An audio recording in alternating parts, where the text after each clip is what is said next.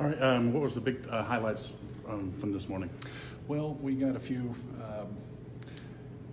some of the motions that we got done were to take care of just some procedural issues. We got some witnesses endorsed. I've endorsed the county commission regarding their involvement from a year ago where there was a concern. 5 of the deputies had came to the sheriff and demanded that Ms. Tomaszewski be fired or they would quit. The sheriff took that to the commission. They engaged an attorney and they were very concerned that they were going to have to pay out heavy in a lawsuit. That has to do with just before when Ms. Tomaszewski became the jail administrator. So the county commission's been endorsed. One of the attorneys was endorsed. Park Stevens has been endorsed so that we can talk to him about his involvement in this case. I believe that he was conflicted from the very first moment. He communicated that to the court by withdrawing and having a special prosecutor appointed, but he undertook enormous amounts of investigations, subpoenas, was present when witnesses were interviewed, even supplied some of the witnesses with different facts when they were getting things wrong. So that was handled. There was some other motions, just procedural.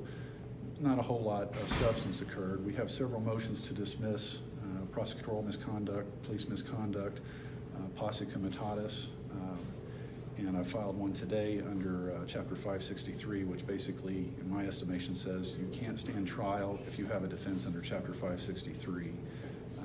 Ms. Tomaszewski was assaulted in the jail on February 14 by an inmate. That inmate is the subject of count 1. There was several guards involved in this event, and only Ms. Tomaszewski was charged with any crime. The police reports literally say that the person that was on the bottom of the pile inadvertently choked A.W. I don't know how one inadvertently choked somebody, but that individual was not charged with a crime. That ought to demonstrate to you the subjectiveness of this. It's not based on any objectivity. It's just they're wanting to, as I said, politically assassinate the sheriff, and Ms. Tomaszewski was the vehicle to get that done. So you're alleging that she was assaulted, not the other way around? Absolutely. Okay. Absolutely. And this individual was in the jail for assaults. He had assaulted people while in the jail.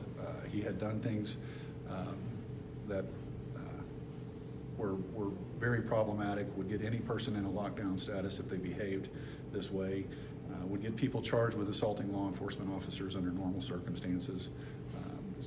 I'm trying to get the records from the prosecuting attorney for Texas County because I believe he was preparing charges to bring against him for the conduct of this individual in the jail. It's exacerbated by the fact that this young person was adjudicated a juvenile and should have never been in the jail, but that was never communicated by the city of Houston to the sheriff. Once it was discovered that this individual was a juvenile, the sheriff undertook immediate steps to get him out of the jail, because you can't have a juvenile in the jail. It's just not permitted. There were lots of conversations about the videos in the 9 hours. What is your take on that? And there's obviously a discrepancy of what each side believes the video shows. Well, Sheriff Sigman understood that there was searches that were occurring in the jail. There was allegations by inmates that said that there was malfeasance by jailers. Any good sheriff understanding these allegations would go and investigate what is exactly going on.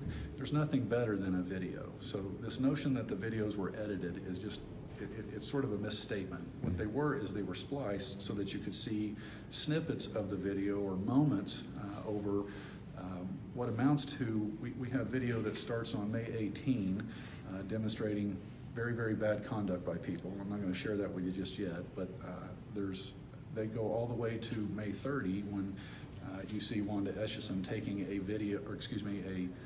folder out of the building. There's absolutely no reason for her to do that. That folder belongs to the Sheriff's Department of Texas County.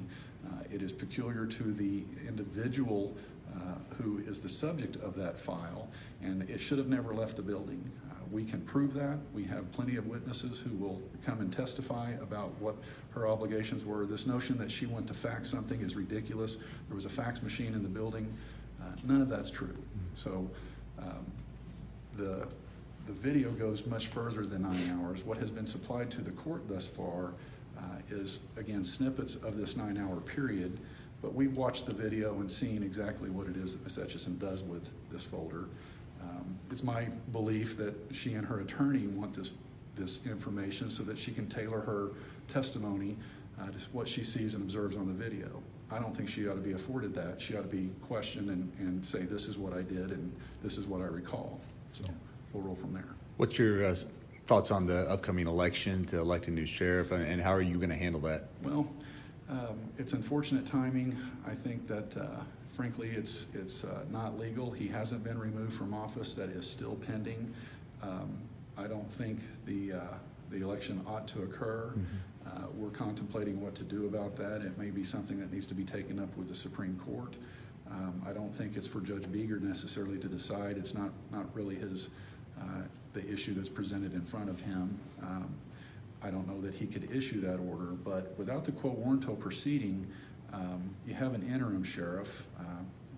Frankly, I think that he's neck deep in this as well, and what he's undertaken after he quit and who he's communicating with and what he's communicating about is, I believe, very disturbing. So I'm not sure he should be sheriff, but I don't know what the answer to that is. We have a timing issue here. Sheriff Sigman and Jennifer Tomaszewski have Sixth Amendment rights, and we need to present this evidence in the best way that we can. But that becomes a strategic issue, and how do we do that in a timely manner, protecting their overarching rights while at the same time concerning ourselves with how the election is progressing. So that's a tough decision, but I think that might be something that we take up with the Supreme Court to try and bring a halt to it. Whether they would do that, whether we could do that, we were hoping that this would be done today and that most of this would be dismissed. One of the motions to dismiss in front of the court is what's known as Posse Comits.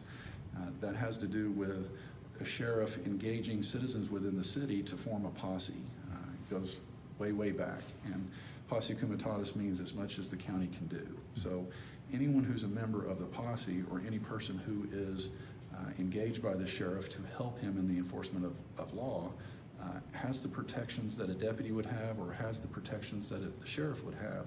So Ms. Tomaszewski is immune from these prosecutions across the board. She's immune from prosecution because as a jailer, she had a duty to get AW under control when he was behaving the way he was on February 14. She had a responsibility to stop him. The jail operated under what's called ATM, ask, tell, make. You ask an inmate to behave a certain way. If they don't do it, you tell them to behave a certain way. If they don't do that, then you make them behave a certain way. That's the only way that you can keep a jail under control. There are oftentimes violence occurs in jails.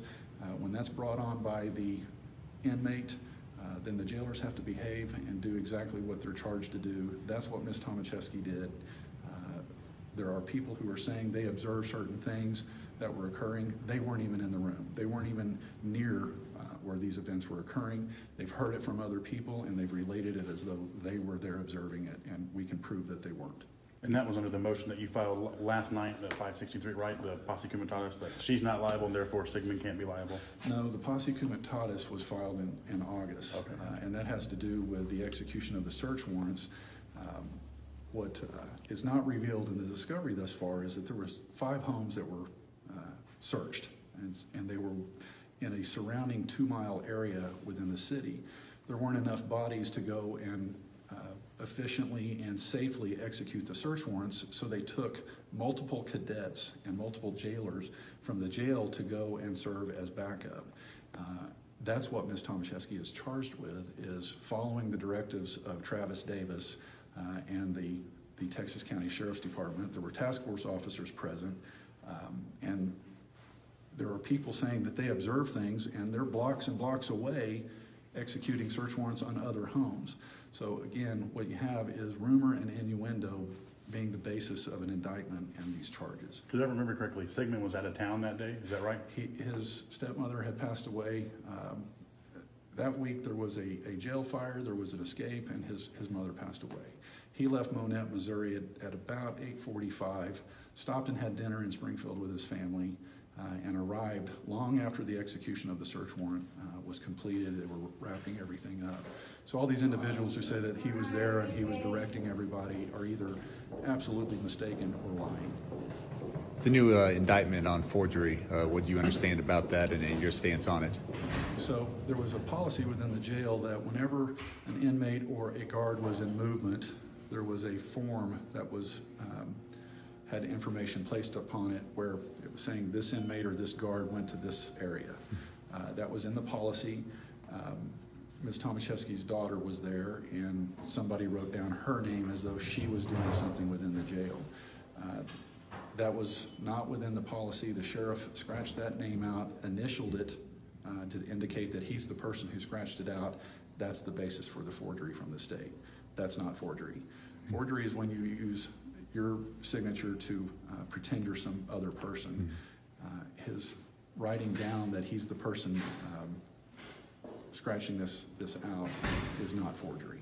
So, what's next in the case? And we have some appearances in November.